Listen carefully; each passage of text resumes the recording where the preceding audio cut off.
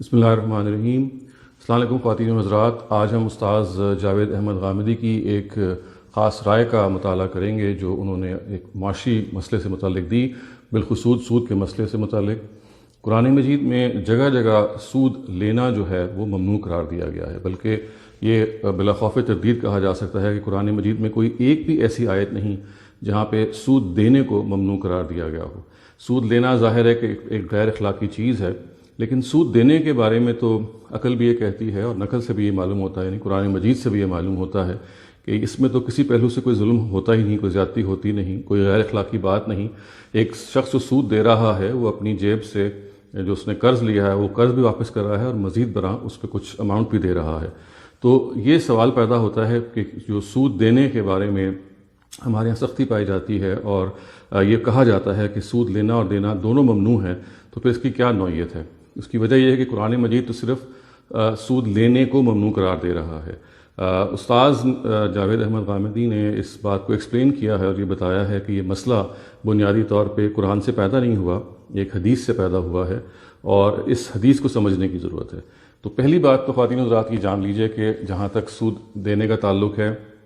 یہ پورے قرآن میں اس کی کوئی پروہیبیشن نہیں آئی، کوئی ممانعت نہیں آئی۔ جب آپ انٹرسٹ پے کرتے ہیں، اس کی کوئی ممانعت قرآن مجید میں نہیں ہے۔ ہر جگہ قرآن مجید میں جس چیز کی ممانعت ہے وہ ہے اکل الربا، یعنی سود کھانا۔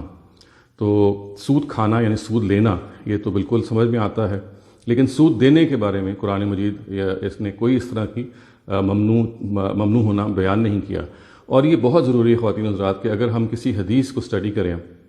اور اس میں قرآن مجید کے علاوہ یا کسی مسلم اصول کے علاوہ کوئی ایسی پروہیبیشن پائی جاتی ہے جو یعنی قرآن مجید میں نہیں ہے یا عقل و فطرت کے مسلمات میں نہیں ہے، تو پھر اس کو سمجھا جائے گا، ورنہ پھر ظاہر ہے تو توقف کیا جائے گا۔ تو چونکہ یہ مسئلہ سود دینے کا ایک حدیث سے پیدا ہوا ہے اور یہ ضروری ہے کہ اس حدیث کا کوئی محل تلاش کیا جائے، یعنی محل کا مطلب یہ ہے کہ اس کا کوئی اوریجن تلاش کیا جائے اسٹیبلش سورسز میں، تو پھر ہی جا کے روایت سمجھ میں آ سکتی ہے۔ استاذ جاوید احمد غامدی نے اس روایت کا جب حوالہ دیا اپنی کتاب مقامات میں، تو یہ بتایا کہ جو اس روایت کے الفاظ آئے ہوں وہ یہ ہیں کہ نبی صلی اللہ علیہ وسلم نے سود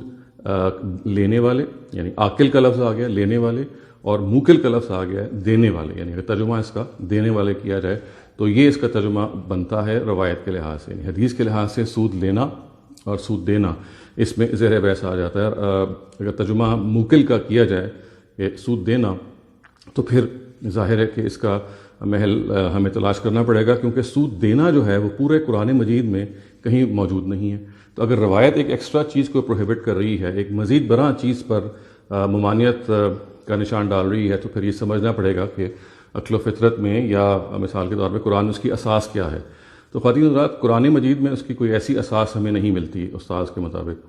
اور کوئی بھی ایسی اساس اس میں جو قرآن مجید سے ہمیں نہ ملے، بہرحال ہمیں اس کو ہم انٹرٹین نہیں کر سکتے۔ اس روایت کو سمجھنے میں اگر ترجمہ ہم یہی کریں جیسے کہ کیا جاتا ہے کہ سود دینا اور سود لینا، تو پھر اس کی ایک ہی بنیاد ہو سکتی ہے اور ایک ہی بیسس ہو سکتی ہے، اور وہ یہ ہے کہ جب ملکی لیول پہ یعنی اسٹیٹ لیول پہ جب سود کو آؤٹ لا قرار دے دیا جائے، جب سود کو کی کمپلیٹ ممانعت ہو جائے اور سودی کاروبار کو ختم کر دیا جائے اسٹیٹ لیول پہ، اور اس کو کسی طرح سے بھی جائز نہ رکھا جائے، تو اس موقع پہ اگر قانون یہ کہتا ہے کہ سود لینا اور دینا اور سود کی دستاویز لکھنا اور اس پہ گواہ ٹھہرانا جو ہے یہ ہر لحاظ سے ممنوع قرار دے رہے ہیں، تو یہ بالکل ٹھیک ہوگا۔ اور پھر اصل میں یہ روایت یا یہ حدیث ہمیں سمجھ میں آ جائے گی کہ بھئی یہ اصل میں قانون کی خلاف ورزی کے حوالے سے وارد ہوئی ہے، یعنی قانون جب یہ بنا دیا گیا کہ ملک میں سودی نظام ختم کر دیا گیا ہے، لہٰذا اب اگر کوئی سودی لین دین میں لینے میں اور دینے میں کسی طرح سے انڈلج کرے گا، انوالو رہے گا، تو وہ پھر مجرم ٹھہرے گا۔ لیکن اگر یہ ختم نہیں کیا گیا خواتین حضرات، مثال کے طور پہ سود کا بھی معاملہ چل رہا ہے بہت ساری تھرڈ ورلڈ کنٹریز میں، جو مسلمان کنٹریز ہیں ان کے اندر سود ابھی آؤٹ لا اس طرح سے قرار نہیں دیا گیا، اسٹیٹ لیول پہ ختم نہیں کیا گیا۔ بینکس موجود ہیں، وہ سود لے بھی رہے ہیں، سود دے بھی رہے ہیں۔ افراد جو ہیں وہ ذاتی اور کاروباری ضرورت دونوں کے لیے بھی سود بھی لے رہے ہیں، سود بھی دے رہے ہیں۔ تو اس وقت اس کی کیا نوعیت ہے؟ تو دیکھیے خواتین حضرات، استاذ نے یہ ہمیں سمجھایا اور یہ بتایا کہ جو عربی زبان میں جس لفظ سے ہم نے سود دینے کا مفہوم اخذ کیا ہے وہ موکل کا لفظ ہے، تو جیسے یہ سود دینے کے لیے بالکل ٹھیک ہے، اور اگر اس کا ترجمہ وہ کیا جائے گا تو پھر ہمیں اس کو ریلیٹ کرنا پڑے گا جب اسٹیٹ لیول پہ سود ختم کر دیا گیا ہے. اور اگر اس کا ایک چونکہ اور ترجمہ بھی ممکن ہے، اور وہ ہے سود کھلانا. یعنی سود یعنی ایک ہے کھانا اور ایک ہے کھلانا. تو یہاں کھلانے سے مراد اصل میں یہ ہے کہ جو سود خور ہوتے ہیں یا پرانے زمانے میں جو سود دیتے تھے، انہوں نے اپنے نمائندے اور ایجنٹس چھوڑے ہوتے تھے جو لوگوں کو پکڑ پکڑ کے لاتے تھے کہ وہ ان سے سود قرض دیں گے اور بعد میں پھر سود وصول کرنے جاتے تھے. یہی معاملہ آج کل کے جو بینکاری کا عملہ ہے اس نے اختیار کر لی کہ جو لوگ سود یعنی ان کی طرف سے مامور ہیں کہ وہ لوگوں کو قرض دیں اور ان سے سود وصول کریں. تو اب اصل میں یہ سمجھ میں آ گیا کہ یہاں جو روایت کا ترجمہ ہی بالکل مختلف ہے. روایت یہ کہہ رہی ہے کہ سود لینا جو ہے وہ تو ممنوع ہے، اور اب دوسرا ترجمہ جو اس کے ساتھ والے لفظ کا ہے جو موکل کا ہے وہ یہ ہے کہ سود کھلانا بھی ممنوع ہے. یعنی اب سود دینا تو زیر بحث ہی نہیں ہے، یہاں سود کھلانا زیر بحث ہے. اور سود کھلانا اس لیے ممنوع ہے، اور ظاہر ہے کہ یہ بھی ضروری ہے کہ ہم اس کی بھی اصل قرآن میں تلاش کریں، جیسے کہ ہم نے پچھلے ترجمے کی اصل قرآن میں تلاش کی تھی. پچھلا ترجمہ موکل کا کیا تھا؟ سود دینا. اس کی اصل یہ تھی کہ جب اسٹیٹ لیول پہ ممنوع ہو جائے کوئی چیز تو پھر قانون کی خلاف ورزی ہم نہیں کریں گے، اور لہٰذا وہ سود لینا دینا ختم ہو جائے گا. لیکن اس کا چونکہ ایک دوسرا ترجمہ بھی موجود ہے، اور وہ یہ ہے کہ سود کھلانا. اب سود کھلانا اگر ہے اور یہ صورت حال ہے کہ ابھی سود کا کاروبار جو ہے وہ ملکی لیول پہ چل رہا ہے، سود کھلایا جا رہا ہے، تو پھر اس کی کیا نوعیت ہے؟ تو اس کی نوعیت بھی قرآن سے واضح ہو جاتی ہے کہ چونکہ یہ تعاون علی الاسم ہے، یعنی کسی برائی میں تعاون ہے، تو یہ بھی ممنوع قرار پائے گا، اس لیے کہ برائی میں تعاون جو ہے وہ بھی قرآن مجید نے ممنوع قرار دیا. تو اب دیکھیے کہ روایت کے دو ترجمے ہو سکتے تھے، دونوں ترجموں کو ہم نے ایک اصل سے ریلیٹ کر دیا، اور اس کے نتیجے میں روایت ایکسپلین ہو جاتی ہے، اور سود دینے کا معاملہ زیر بحث ہی نہیں رہتا، یا سرے سے کسی طرح سے بھی زیر غور نہیں رہتا جبکہ سودی کاروبار اسٹیٹ لیول پہ چل رہا ہو. میں دوبارہ اس بات کا خلاصہ کر دوں کہ جو روایت میں موکل کا لفظ آیا ہے، اس سے یہ سوال پیدا ہوا یا اس سے یہ ترجمہ پیدا ہوا ہے کہ سود دینا بھی ممنوع ہے، اس لیے کہ موکل کا ترجمہ یہ کیا جا سکتا ہے. اب یہ ضروری ہے کہ روایت اگر کوئی ایسی چیز کو پروہیبٹ کر رہی ہے جو قرآن مجید میں یا عقل و فطرت مسلمات پہ نہ ہو تو پھر اس کو ریلیٹ کیا جائے، اس لیے کہ روایت انڈیپینڈنٹلی کسی چیز کو ممنوع نہیں قرار دے سکتی. یہاں پھر مطلب اصل میں یہ ہوگا کہ جب سودی کاروبار کو ختم کر دیا گیا ہے تو پھر اب ہر قسم کا لین دین جو ہے وہ ناجائز ہوگا. دوسرا ترجمہ موکل کا خواتین حضرات جو عربی زبان سے ممکن ہے، اس کو استاذ نے بیان بھی کیا، وہ یہ ہے کہ سود کھلانا. اور سود کھلانا یہاں سود دینے کے مفہوم میں نہیں ہے، اور یہ اس وقت کی سچویشن ہے کہ جب ابھی سودی کاروبار ملکوں میں ہو رہا ہے اور ابھی اس کو یا تو ختم کرنے کی کوشش کی جا رہی ہے، ابھی وہ ختم نہیں ہو پایا، گویا کہ سود کا معاملہ چل رہا ہے. تو یہاں یہ اس روایت کا جو ترجمہ ہے وہ ہم اس کو سب سمجھیں گے، اس کا اصل میں مطلب یہ ہوگا کہ جو سود جو کنزیوم کرتے ہیں ان کے جو ایجنٹس ہیں وہ مراد ہے. یہاں سود دینا سرے سے مراد ہی نہیں ہے. گویا کہ ایک سچویشن میں اگر آپ نے سود دینا ترجمہ کرنا ہے تو وہ ہوگا جب اسٹیٹ پہ پروہیبیشن ہو گئی ہے. دوسری سچویشن میں جب روایت کا ترجمہ یہ کیا جائے گا سود کھلانا،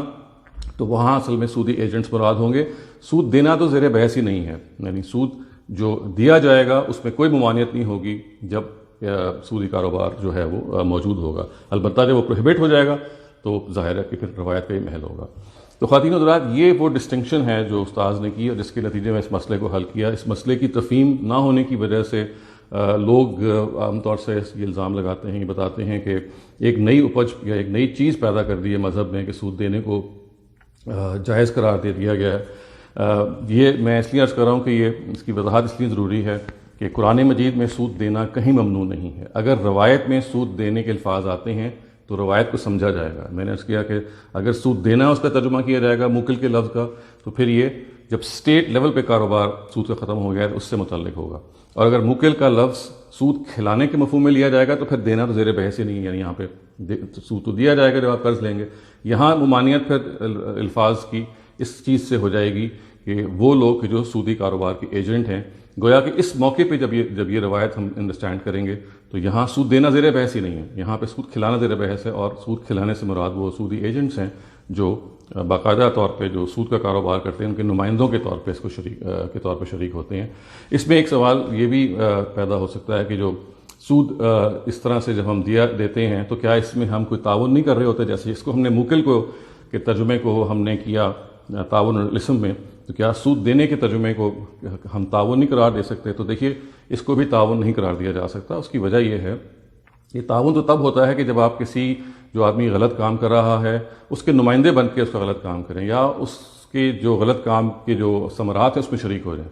یہاں پہ تو ایک سود جو دے رہا ہوتا ہے وہ بنیادی طور پہ اپنی جیب سے ایکسٹرا پیسے دے رہا ہوتا ہے، تو یہ تو کسی بھی قسم کی سے تعاون نہیں بنتا۔ تو اس وضاحت کے بعد خواتین و حضرات یہ چیز واضح ہو جانی چاہیے کہ سود دینے کا معاملہ قرآن میں زیر بحث نہیں ہے۔ جس روایت سے مطلب نکالا گیا ہے اس روایت کا اگر مطلب سود دینا ہی لیا جائے گا تو وہ ایک خاص موقع اور محل ہے، ورنہ اس روایت کا دوسرا ترجمہ ہے کہ سود کھانے والا وہ بالکل واضح ہے، اور سود کھلانے والا، تو یہاں سود دینے والا تو زیر بحث ہی نہیں ہے۔ تو اس وضاحت کے بارے میں